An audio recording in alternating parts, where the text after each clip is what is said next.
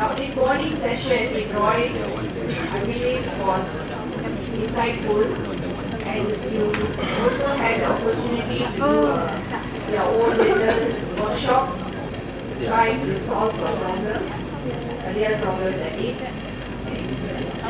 What I'm going to do for the rest of this morning is to take you through the legal parameters, specifically the law, and more than the law, it is a case law actually, because misconduct is an area where the law cannot lay down, the parliament cannot sit and discuss what amounts to.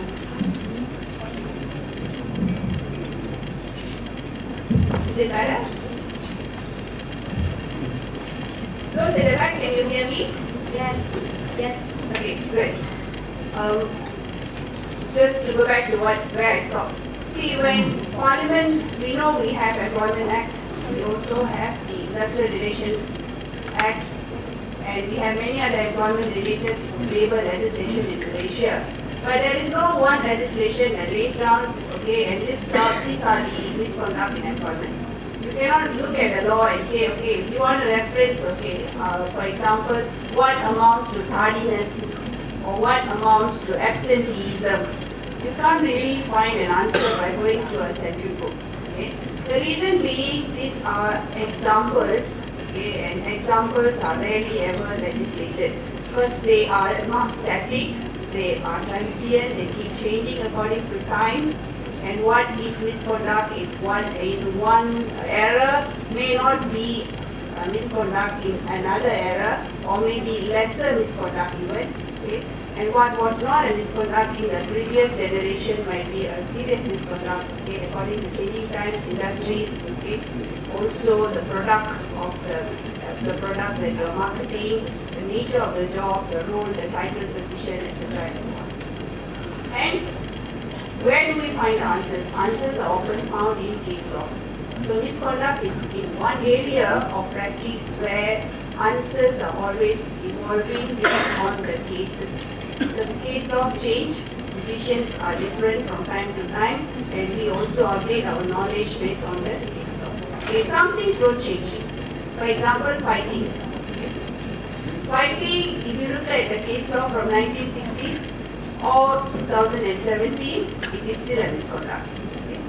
However, punishment can be different because in some cases where courts have said, okay, one incident cannot be a reason for dismissing an employee, even though the employee was found fighting with his colleagues. Okay? But then what if the employee actually slapped the CEO, for example? Alvin, right? Okay? Alvin says CEO disturbed me. Well, I think if it's a female employee and the CEO was trying to molest her, then maybe it's a different scenario, okay? So everything depends on scenarios, isn't it? Circumstances, okay? Who is who and what they were doing at a material time. I did a case many years ago involving an 18-year-old employee. He was a member of the Food Industry Employees Union. And at that time in my practice, I was only solely representing trade unions in Malaysia. So Food Union was one of my clients. So they brought this young man because the union was paying for his fees, very young, very scared. And I was not much older than him myself. But we had this conversation and it had been dismissed by his employer, which is CPC-RG. CPC-RG is the company that makes your Knorr cubes, you know this cubes, and they also make some instant food products and all that. It's a foreign investment in Malaysia. Turns out to be that this young man, his name is Dino Farouk, had been dismissed because there was a day when he kicked another employee in the presence of many others, and as a result, the HR took a serious view of his attitude of kicking another person. The other person did not hit him back, or walked away, or was restrained by others present, okay? And he was dismissed following an inquiry. And I had the chance to ask questions, okay? I mean, as a lawyer, we ask a lot of questions. okay, and I get this complaint that I ask too many questions, okay. Never mind, I'm not going to ask you any questions, so you know complaints today, okay. Or I'll limit my questions to you today, okay. I asked him questions, and I asked him, why did you hit this guy? Did you know him before? Did you have a motive to hit him? Were you angry with him for some reason? He says, I've never seen this guy. It's a big factory, you know. And first time they were seeing each other, and I said, why don't you go and kick him? Okay? Then it turns out to be that they dry out some of the food products. There's an open air area for drying out things, and then there was thunderstorm brewing. So the supervisor told the workers to quickly go out and bring the pallets in, you know. Okay, so they have to put the pallets in using a pulley. And apparently he was standing there, and this other guy quickly hastily turned the pallet, and the pallet went over his foot. And it caused him a lot of pain, and he reacted instinctively by kicking the person. Okay, that's what happened. But still he kicked him. That we do not deny it happened. Okay, so I had to go to the court and I said, look, this is what happened. He kicked, but it was one instance. Okay, he's not a bad employee. His own supervisor testified. I cross-examined the supervisor. I said, did you ever see him misbehaving before? He said, no, he's a hard-working young guy and he's serious about his work and all that. I said, look, you cannot dismiss him just based on this one incident. The industrial court chairman probably had a soft spot either for the young man or for me and allowed me to win the case, okay? But the point about fighting is, okay, on the surface, it looks like it is, okay, misconduct, no doubt, right? But then when you look at the circumstances, the background to it, okay, you know will emerge and there will be a story. And the story that emerges ultimately will determine what punishment is appropriate. So in that case, in the case of Farouk, perhaps an appropriate punishment would have been, what do you think would be an appropriate punishment? Warning, maybe fighting, warning, okay, the management is not happy, they think it's too light a punishment. A 2-week suspension without salary might have been a good, okay, lesson to him because the salary was only about 1,000. So 2 weeks without pay would have taught him a good lesson, okay, and everyone would have been, okay, happier with that. However, because they took the step of dismissing, it ended up as a case, the union took up the case. The union was very certain that they would lose the case, so they were not too worried when a very young lawyer represented them, okay? And I think they grew very happy when the young lawyer actually won the case for them. But that also made me understand that everything is about the story, how you present it, okay? And what really happened is one of the facts that you have to go behind. Why am I sharing this with you? Not because I want you to become a good storyteller, okay? Because human resource management is about delicate balance. The balance is the CEO wants you to be, okay, a guardian of discipline at workplace.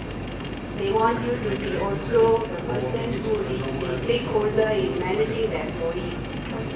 Important stakeholder. But at the same time, you realize that you are also representing employees' welfare and interest. So hence, when you want to take any action, you cannot just go on the fact that a incident report came to your table. It's an internal memo from the supervisor of the department, production department supervisor say, today afternoon at 12:45, Farouk kicked Sulaiman and Sulaiman was injured, had to be taken to the clinic. We recommend serious action against Farouk. So what you do, you straight away issue a show cause, suspend him, issue a show cause, go for a domestic inquiry and hand him a termination letter. Is that HR management? Now, HR management, I think that's not wrong, but that can't be, okay, effective HR management. And effective HR management will have to look into, okay, more. You have to, on your own, call up people who are present at the scene, talk to them, independent of the supervisor who wrote the internal memo. Because the supervisor who write the internal memo, he will have his own mindset to write it. You have to find out and verify the facts as it takes place. Otherwise, what could happen is you go on the report, incident report alone, Later in court, you will find that Sulaiman had actually burnt Dino's motorcycle early in the morning that day. Everybody in the factory knew it except him. Can or not? Has happened, okay? And then you will find out, alamak, okay, how am I going to deal with this? This is a clear case of provocation by Sulaiman to Dino, right? And when there is a provocation, what happens? Can you still sell Dino? Is it right to sell Dino? The new motorcycle just bought with a loan through, with BSN 3,500 ringgit. Okay? So these are things that you will never ever, no one is going to tell you unless you take your own personal initiative to go and find out. Okay? So you need to develop that instinct, that instinct to work like a spy.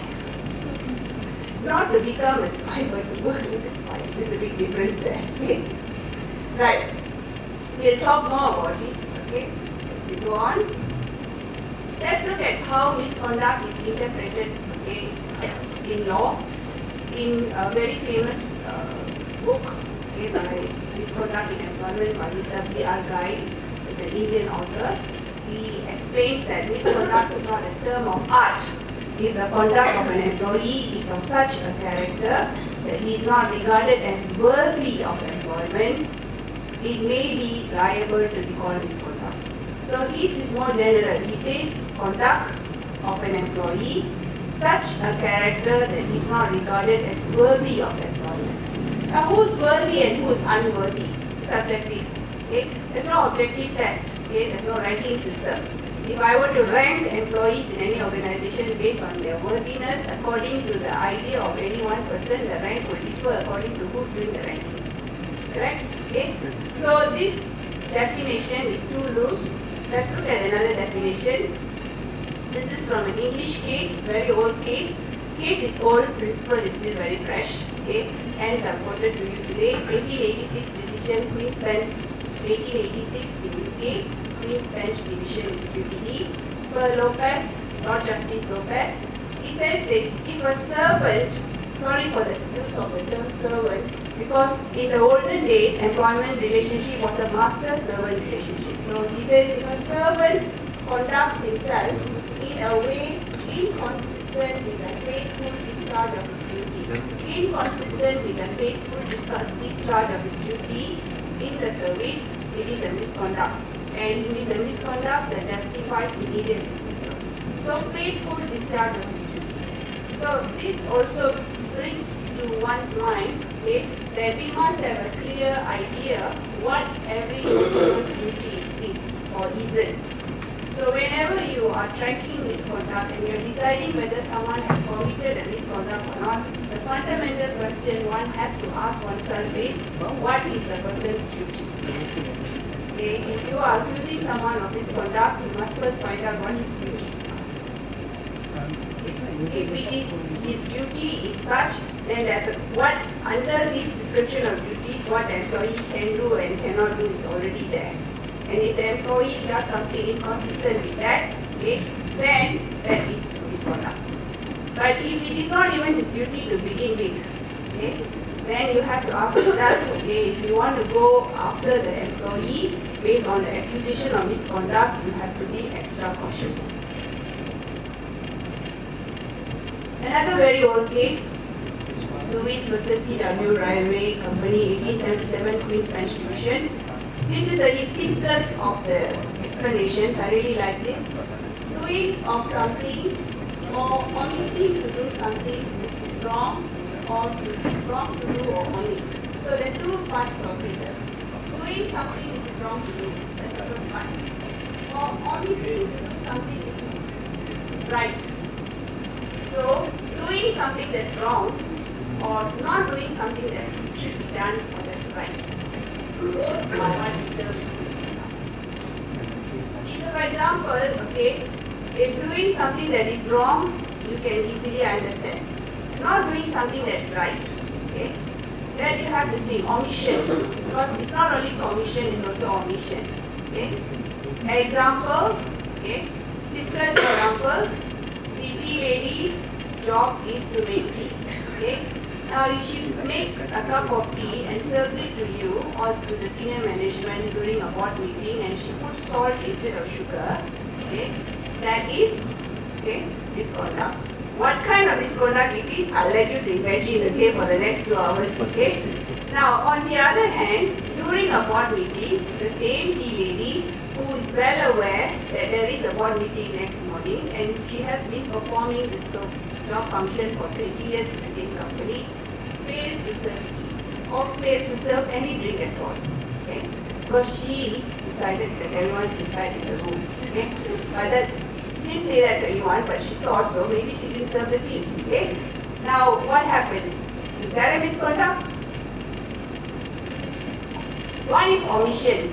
Okay? Salt instead of sugar. Second is omission. I won't say non-performance. Non-performance is something else. Okay? I'll say omission. Omitting to do what you're supposed to do. Both are misconduct. Okay? Level of misconduct, what kind of misconduct it is, how serious it is, whether it is so important, etc., it all depends. I will not say, okay, it is so serious or not serious, it all depends on circumstances.